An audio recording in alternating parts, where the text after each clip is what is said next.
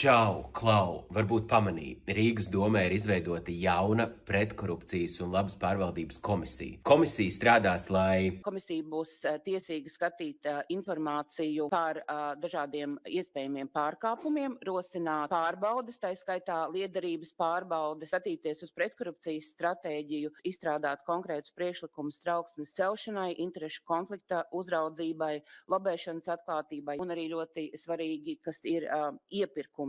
Kā arī vērtēs dažādus labas pārvaldības mehānismus, kas vajadzīgi, lai mēs varētu domē strādāt raitāk. Tā skaitā arī uzraugot un vērtējot digitālos risinājumus. Komisiju sēdes būs atklātas. Visa informācija par komisijā runāto būs arī publicēta pašvaldības mājaslapā, lai visi domas lēmumi būtu atklātāki un nevis pakluso. Komisijas mērķis ir pavisam vienkārši, lai Rīgas doma strādātu visu rīdzinieku interesēs, lai ik viens lēmums tiktu pieņemts rīdzinieku interesēs, nevis šauru grupu interesēs. Un ja arī tev ir kādas aizdomas, vai tev ir informācija, vai priekšlikumi un idejas, tad noteikti raksti. Komisijā strādās arī pretkorupcijas un labas pārvaldības eksperti Inese Vojka. Raksti viņai noteikti uz šo e-pastu. Un vēl svarīgi piebilst, ka deputāti par darbu šajā komisijā nesaņems nekādas papildu piemaksas vai papildu atalgojumu. Viņi strādās komisijā jau par to algu, ko saņem domē strādājot.